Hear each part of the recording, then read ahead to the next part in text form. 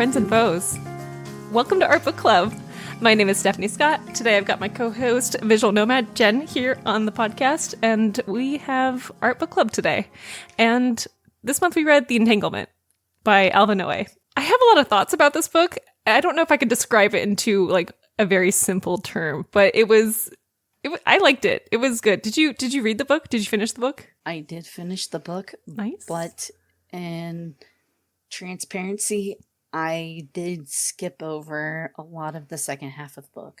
Great. I would just touch down in the chapters and kind of get the idea of what they were trying to get at. Yeah, that's kind of where I ended up with the book for sure. Nice. I also finished the book. I finished it 2 hours ago, and I listened to the audiobook. I have the physical book here, and I started reading it, and then I was like, I need to do laundry. I need to do this. This is a book I wanted to listen to. I wanted someone to read it to me.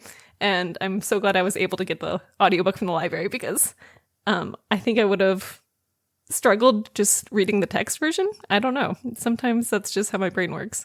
I found this out also with his last book. So this is the second book I've read by Alva Noe. And he is an art philosopher, basically. That's the majority of his themes he thinks about perception a lot, and he thinks about art and how it relates to philosophy in the world. And philosophy books can just be like a whole lot of esoteric nonsense.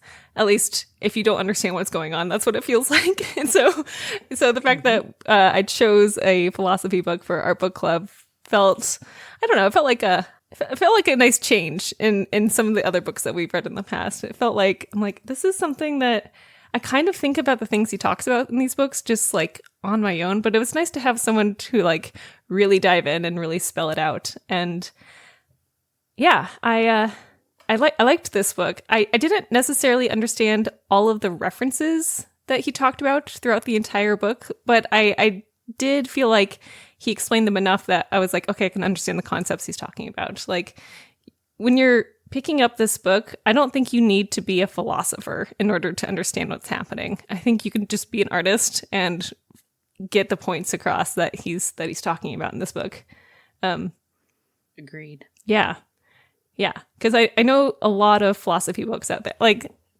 I'm gonna here's my caveat. I'm an artist and not a philosopher, right? So I've taken a couple of philosophy classes back in college a decade ago. So that's my history on it. and other philosophy books I've read in the past. A decade ago? I'm a baby compared to you. I'm sorry that you're ancient. I know. I wear it with pride, though. You just have the experience. Anyways, basically what I'm saying is I don't remember a lot of the philosophical principles that I studied in those classes forever ago. And I don't need to bring them back up in order to understand the entanglement. Right. Yeah. This book talks about art in all its forms. It's not just about visual art, although he does dedicate several chapters just to painting, like painters and visual artists, but he also talks about writers and dancers pretty often in this book, alongside of a couple of things that might go into the umbrellas of arts, being an athlete in a way is being an art, like a ballerina sort of thing. And yeah, I did you like this book? Did you think it was good?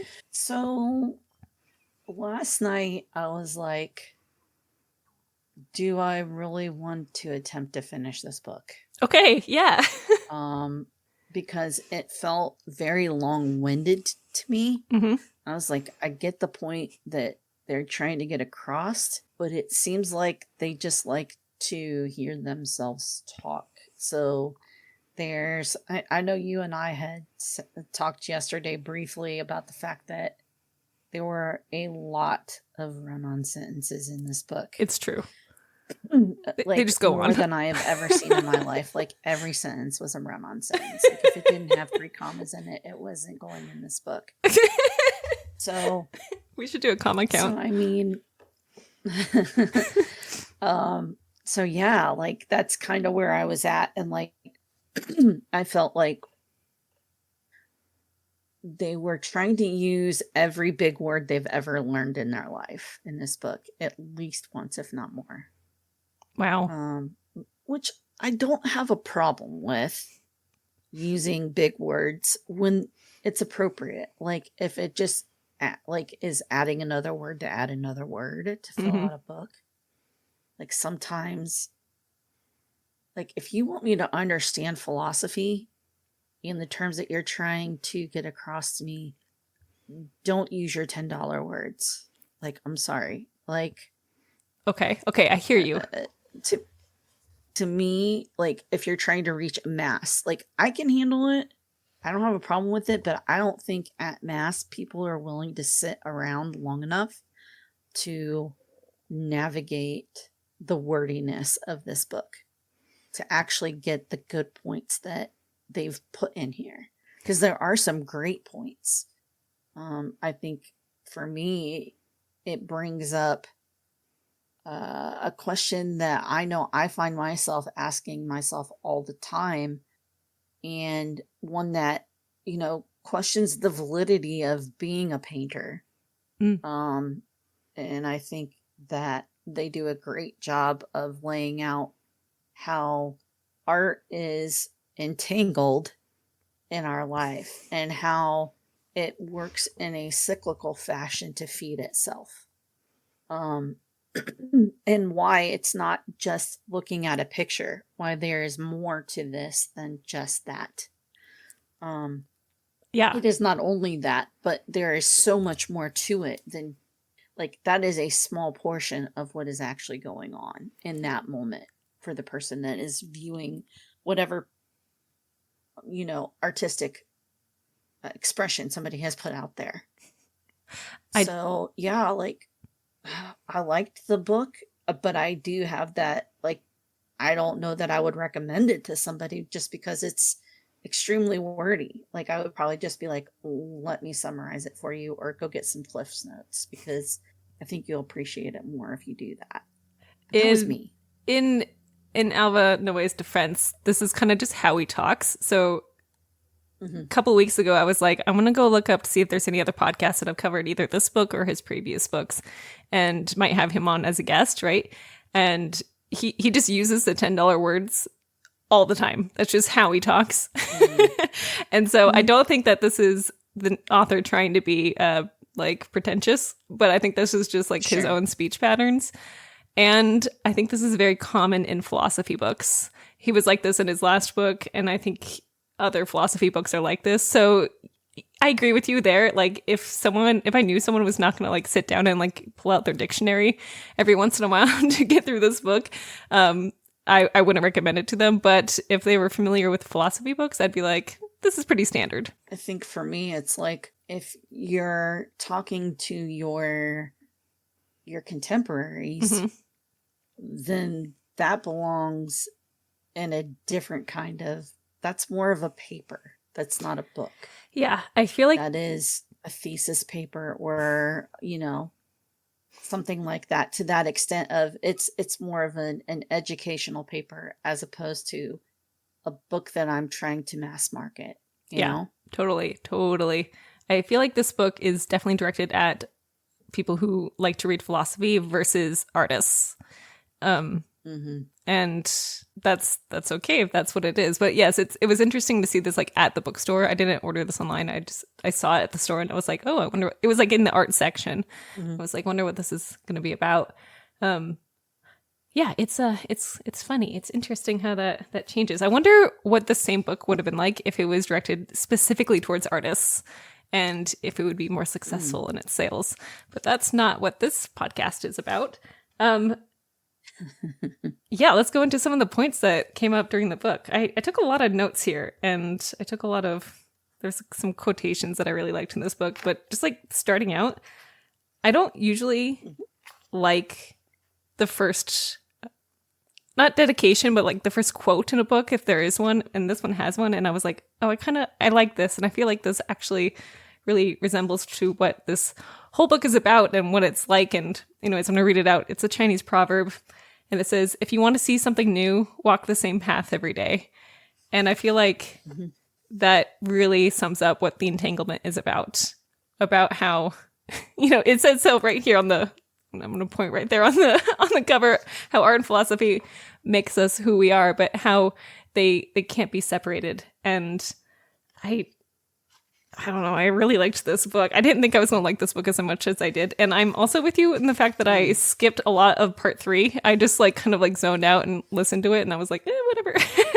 But understanding how art has a place in your life beyond decoration is like something I think about a lot. I think about like my art has meaning, right? I have abstract artwork. I try to give it as much meaning as I can in order to sell it.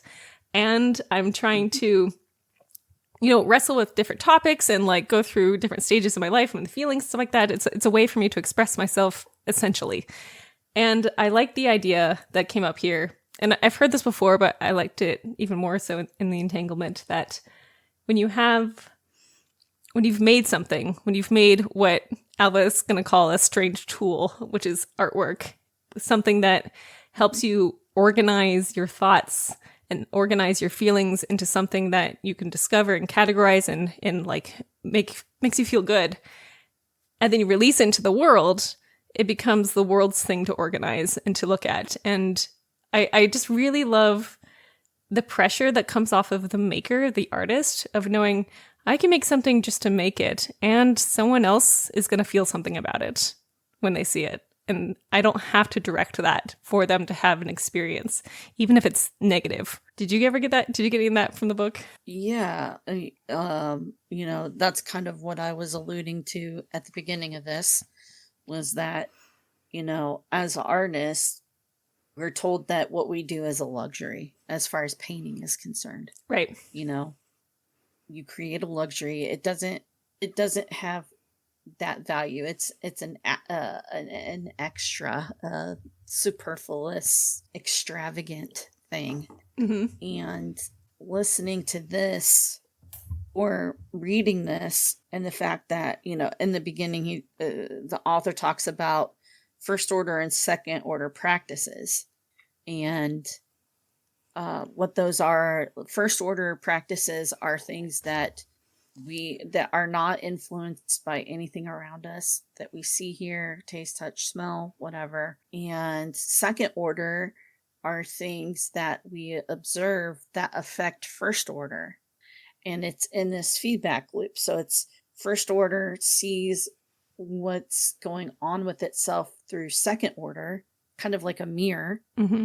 And in that response, the first order says, I don't want to be like that, or I want to do more of this.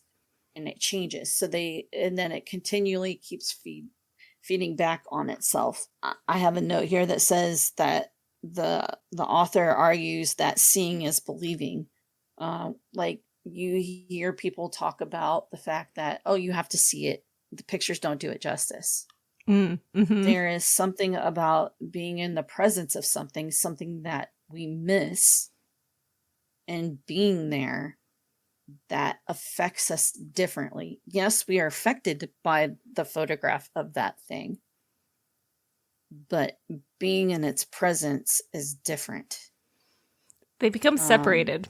It's like you see something on your phone and you're like, you get affected by it. And then you go and you see it in person and you are affected by it in a very, very different way. And recognizing that is important. To come back to what we were saying as far as like whether or not what we do is important, Noah definitely says what you do is probably the most important thing you could ever do, which is create. We are all creative in some shape or form. You don't have to be a painter. You don't have to be a dancer. You don't have to be a musician. Anything you do is an art form. The way that Noah uses the analogy of a baseball player, the way they swing, the ability to hit something that is moving so fast that they can barely see it. It is this art form that they've created, that we are artistic beings, for lack of a better phrase. Mm-hmm. And that is, that's a constant feedback loop that runs underneath all of this philosophy and politics and our day-to-day. There's constantly these things, and sitting here thinking about it, it's like when I rode the train in New York City every day, I always had headphones on. That's like one thing that most people do. They don't really talk on the subway. It's not that people are rude.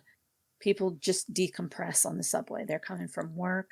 They're going to something else, constantly running. So you take the few minutes you have to just take a deep breath. But you see the hustle underneath all of, like, you put your headphones on, you have this music, and it's almost this surreal juxtaposition that you get in that moment, and you realize it's a tangible thing that you can feel how art like floods everything around us. And I wish we could get that across better, that we had the language to be able to use to get that across better to everyone, because I think it would make a greater understanding, and I think it would make us happier people. It is. If we recognize that. It is an understanding that has to happen, and it has to be discovered individually, and like an awareness that has to occur. And it is easy to just tune out when you have lots of other things going on for you and in the world. And but when you come to that moment of realization, when you're on the subway and you have your music and you like become awareness of, oh, this is interesting and different and unusual and unnatural in a way, maybe, and seeing what that how that is affecting other people, and how you listening to music has created like a space and an energy around that. That's it's kind of fun. That's art. I like it. How did you feel about the idea of art being like a strange system of organizing yourself in the world? How do you feel about that idea? I agree. Like when Noe talks about style, I think it's funny because I think inherently most human beings want to be quote unquote original. I would agree. None of us are original. We are all drawing from styles that we see around us. Again, another way that art infects our life. It's how we carry ourselves. It's what we wear. It's how we talk. It's how we stand. It's how we view how other people are styled, which affects our emotion towards them and our receptiveness or unreceptiveness to somebody else. Appropriateness in that moment of, let's say clothing for a job. Are you appropriately dressed or not? Well, what is appropriate? That is a style. You work as a trash man. These are the clothes that you normally wear. It's a style. That's their style. Yeah, just to see how deep that goes is wild, because you don't really think about it until it's pointed out to you and you're like, oh my gosh, that affected that and that. And that in turn changed this completely for me. No, I think Noe did an excellent job of getting his point across as far as like how this mechanism works. Right. It was a little wordy, but it works. It works. It's wordy, but sometimes it has to be wordy. Like at one point he was like, sure. Actually, I think at like 3 or 4 points he was like, let me explain this more clearly, after like explaining it extremely vaguely. And I'm like, thank you. I really liked the idea of art, especially let's stick with visual art because we're visual artists. I like the idea of looking at art as a way of organizing my feelings and organizing who I want to be in the world and organizing what is surrounding me. I like the idea of looking at somebody else's artwork and being and noticing how that changes me and how that makes me either relate to the artist or just the art itself or into the building I'm in or into where I am in my life at that moment. And I've always known that artwork really changes a room and really changes how people view the room and feel in the room. When you look at art, now that you've read this book, and I know you finished it today, like I also finished this today, but now you're looking at your art, it's just really fresh, y'all. Can you describe what you feel when you look at art? This is a terrible question. It might be great, but can you describe what you feel like when you are looking at your work? Well, I've got two different kinds of pieces in front of me, for instance. Okay. One is a landscape that I'm working on. It's serene. It's beautiful. The other one, or the other two, are pictures of eggs. And you think, those aren't very profound. But the story behind the eggs are, this is what I had for breakfast, and this is how I made my breakfast every morning during COVID. And it's a reflective thing. There's life in it, but it's also very flat in some respects. And so looking at those, they evoke very different things because I understand the meaning behind them. Right. Somebody else, they may just be like, oh, this is, it's pretty. I like the colors in this, or this is done, or whatever. One of the things that... And they may not get the story behind it. Yeah. One of the things that Alva was talking about was how when you are really close to something, like you are the maker of such thing, and if you are really far away from something, like you are just someone who's seeing the artwork in a museum and as you're running by to get to a specific gallery or whatever, you're going to have a very different relationship with it. And knowing the, I'm going to call this like a psychic distance between you and the thing that's art is really important for how you're thinking about it and how your relationship changes to it. And I think whenever artists view their own art, it's usually quite critical. Like you'll notice that in Jennifer's description, she went from reflective to critical. And then she went from even further back to observational, like from like a bigger, like a bird's eye view of it, of like what it would feel like for her potential clients to look at it. And when I was looking at my art this morning, I did the same exercise. I was like, okay, I'm looking at this picture that's unfinished behind me. And I was like, okay, first I dive into, okay, I really like this color scheme and I like where it's going. And I like this thing, but I need to change this thing, right? And that's critical. And then I went into, okay, but if I am going to give this back to Hannah, who hasn't seen the finished thing in quite some time, I haven't sent her updates. I was like, what is she going to think of this? She's my co-artist on that painting. And then I went for, how am I going to try and sell this? And how am I going to describe this piece that I don't have a title of? I don't know what this painting is about. I just really like the colors. And then going into, okay, maybe I need to reflect on that. And like all those thoughts I just like listed out, and all the thoughts that Jen listed out are ways of organizing ourselves. And that is the entanglement of philosophy and art. And like that like relationship of me looking at what is my work changes how I'm going to then act around other people for basically the rest of the day. It changes how I'm even recording this podcast now. And that's really cool. and it's interesting to see the influence happening. It's interesting to see how my choice of looking at my work has changed my behaviors for the day. I think life is cool, y'all. And like, well, and I think it's interesting that you say that, and it makes me think about this. I don't know too many people that would argue the fact that art is therapeutic. Yeah. But when it comes to purchasing art, they give it a lesser value. Mm-hmm. For whatever reason. They understand how impactful it can be.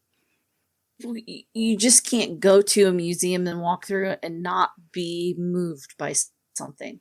Something will catch your eye. So yeah, like, it's cool. It's really weird that we separate that as human beings, at least in American society, from what I hear. I don't know globally, I can't speak on that, but it's wild that we're able to compartmentalize like that. And I come back to the phrase intellectual dishonesty. We say one thing, but we do another.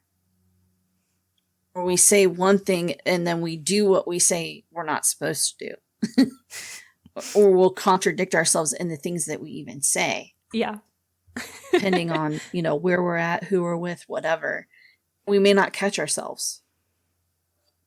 We just do it subconsciously at a certain point.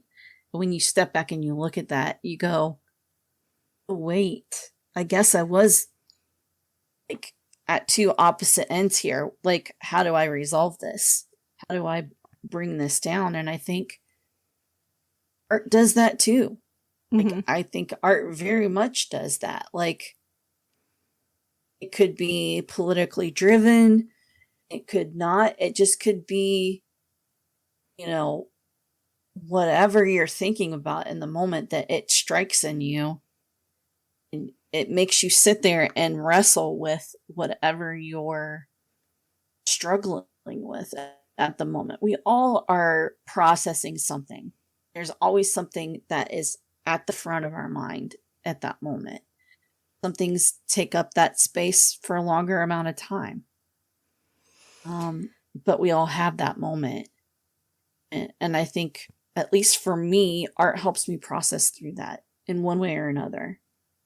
I don't know, like, for you, what does your art, when you sit and you look at it, or when you go to a museum or whatever, how does that interaction affect you? It changes. It just changes me and moves me forward, either into a thought or out of a thought. I think it was interesting that you said that like when you go to an art museum, you can't evade everything there. Like, something is going to speak to you. And towards the latter half of this book, Noe talks about how art has the ability to change us and how we can evade art if we're really trying, just like you can evade working in a relationship if it's not working out. And you can try really, really hard, but even in that is a focus and a way of organizing and escaping. And when I go to a museum and I go to an exhibit I'm like excited about, or maybe I'm just walking in, I'm like, what's on the walls today? I don't know. It definitely influences my work. It influences the way I think. It influences the way I dream. It influences the conversations I have shortly after. And that's with an art museum. When you think about influence like this, you think about anything you do, right? What restaurant you choose to go to, who you decide to have over for game night, like the way you organize a birthday party, like every action you take has so much, it impacts everything you do. And I think part of being an artist is being aware of that and being careful about what you're choosing to surround yourself with in this way, and where you're choosing to go and who you're choosing to be around. And it's everything about this is a creation. You're creating your life in this way. And I'm just going to leave the mic there and walk on out. Thanks for coming to Brushwork, y'all. That was a good thought. Okay, so there's another topic I really want to go over that this book kind of touches on a couple of times, and that is about criticism in art. We kind of talked about how we critique our own work just on our own here, but Noe suggests that when you are critical of artwork in any way, it helps you understand it better, even if the criticism is super negative, even if you don't like something. And if you look at something and you choose not to give it any sort of judgment or criticism, you are choosing not to understand it. What do you think of that? It makes me think about a situation that happened about 4 years ago. I had entered basically my first show. Okay. It was here locally. And one of the other artists was a felt artist. And the person that went with me in the show saw the felt pieces and was like, I don't get this at all. I just don't understand it. I said, well, being an artist, I understand that I'm not meant to understand everything, but some people have to have an answer for it. Surprisingly, it's one of the few things in my life that I don't need an answer for, because I'm dogged about that. But later on, and I can't remember if it was just another art club meeting that we had for something, I found out the story behind these felt pieces. The person that made these felt pieces as Parkinson's. She was a potter. She can no longer work in ceramics because her hands shake so much that she will break a piece if she tries to pick it up. Mm-hmm.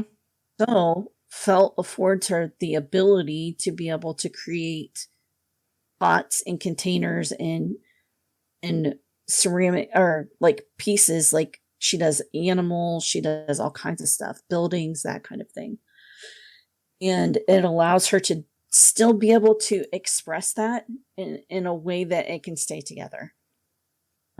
She doesn't have to have clay for that. It is her new clay. And hearing that, like, it shifted everything for me. When I see those pieces, there's so much more meaning behind them. And if I were to just walk through, not know her story, see them and go, wow, that's weird. Okay, I don't understand why you made this crazy creature thing out of felt, but okay. Mm-hmm. And, you know, now it's like, no, this is, again, it's like Henri Matisse. He couldn't paint towards the end of his life, so he did cutouts. Some of his most famous pieces are literally paper cutouts he made at the end of his life because he could no longer paint. Yep. And it's just, I think that this is always something I've wanted to do. I've always wanted to hang a piece in a gallery and have special plaques that are on the wall. The plaque says, don't push this button until you've come up with your idea of what you think this piece is about. And then when you push the button, it reveals what the artist's intent was behind this piece, what the story is behind this piece. And at that moment, like, you can juxtapose those. And again, it's that moment of worlds colliding and changing and reorganizing things for people. But I've always wanted to do that. And I don't think you can get away from it, no matter where you go. Like, there's so many things to observe. I'm such an observer. Like, I've always been that way. You're such an observer. I love watching people. I like, seeing how people interact with each other. Mm-hmm. I like being in nature, all of that. That's kind of where I come at it from. I like it. Sometimes people call me Judgy Steve because I'm so judgmental when I see art. And I don't know if I've talked about this on the podcast yet, but you're going to learn what this is about me now. So whenever I go to like an art fair or an art show that's like big name gallery stuff, not like just like a craft fair or something like that, I am extremely judgmental, and like my closest friends and my boyfriend especially can tell just from my face if I like something or not. And I'm like trying to like get a better poker face. but in the last year or so, I've been doing more critiques for Artists Online, and I take a critique whether I like personally like that work or not. And what I've been learning from that is whenever I get a critique and and I'm being asked to critique like a painting that I don't like just off the get-go, when I critique it, I begin to like it. When I spend the time really analyzing, like thinking about the temperature and the composition and the sense of light and blah, blah, blah, even in abstraction, it makes me like the painting a lot more, even without the feedback from the artist that I'm giving the critique to. And I think just having this philosophical way of looking at artwork where I'm just like, okay, does this have the elements of being something that I consider to be quote unquote good? And even if my first like interaction was like, no, I hate this, it's funny how giving the critique makes me like it.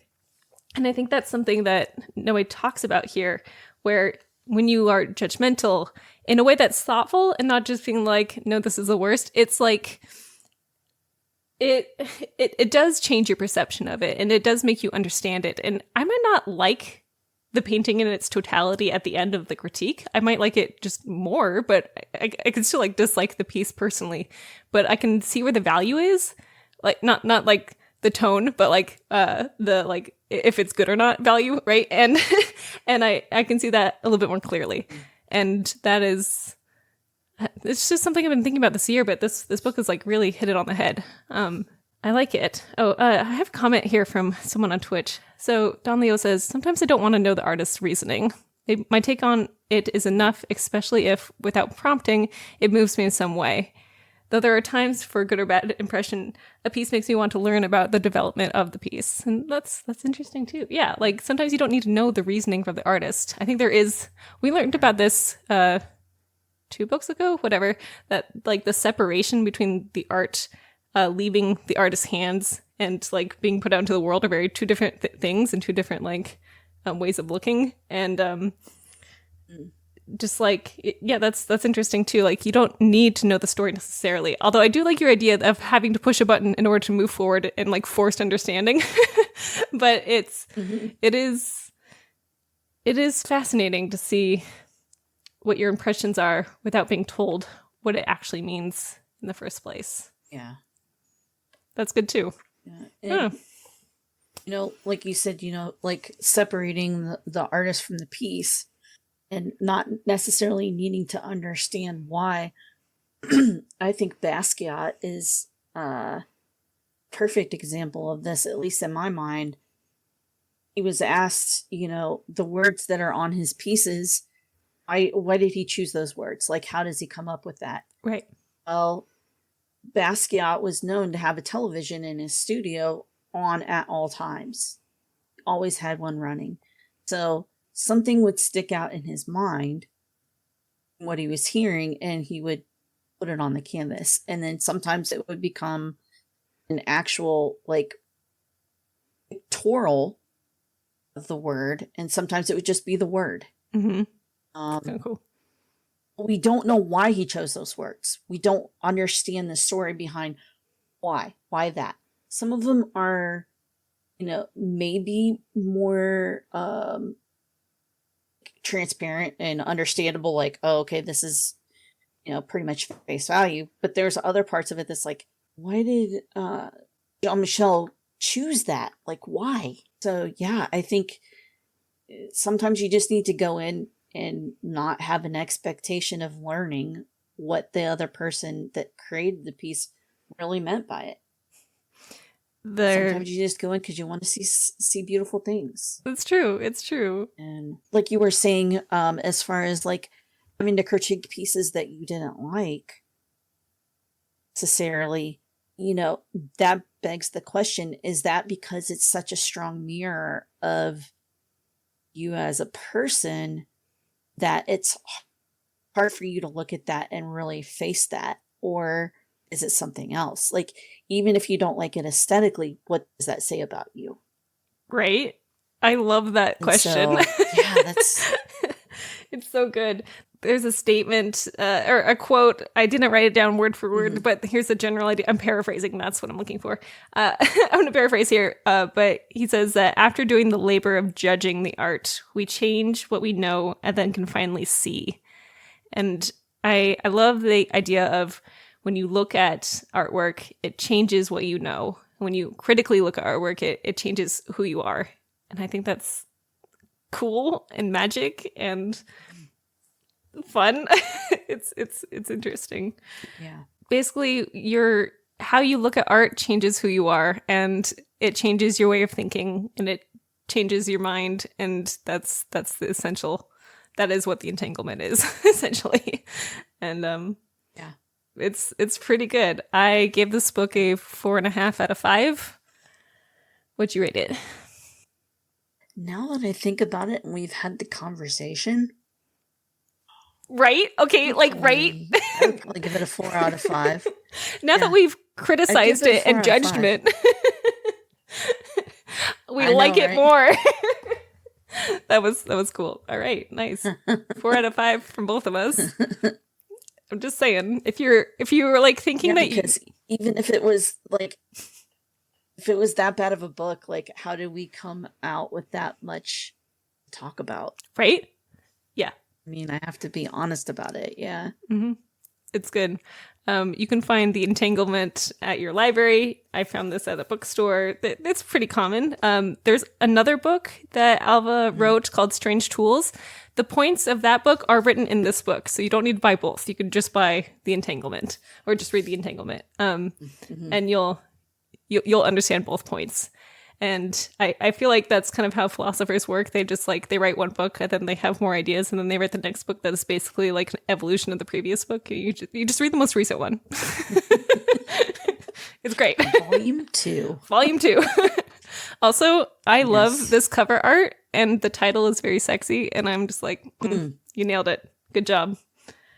It's perfect. Okay. Yes. You ready to hear about the next book? It's going to be great. Absolutely. Let's hear it. I think. This book is called Get the Picture. And Get the Picture is part biography, part nonfiction. It's not following just one artist. It's following like a collection of artists. And it came out recently.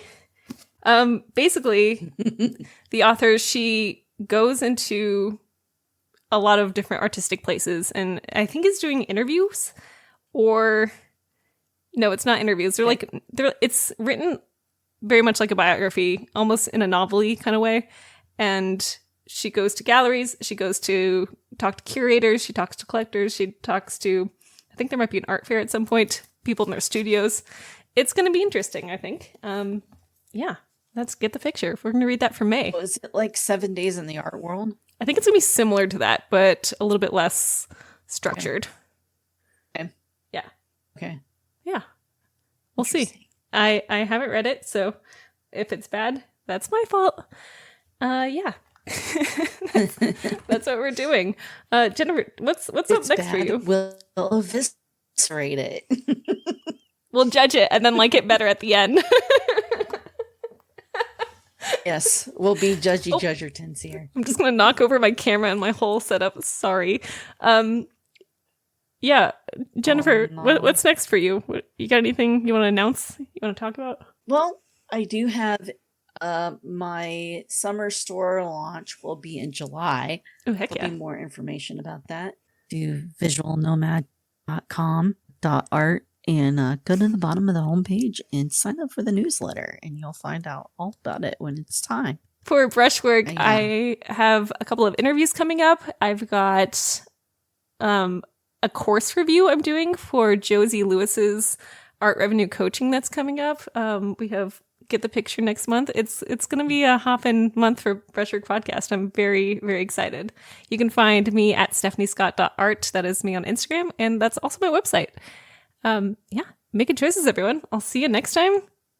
If you want to leave us a little review, some thumbs up, a 5-star rating, that would be super. I would love it. All right, that's it. See you later, guys.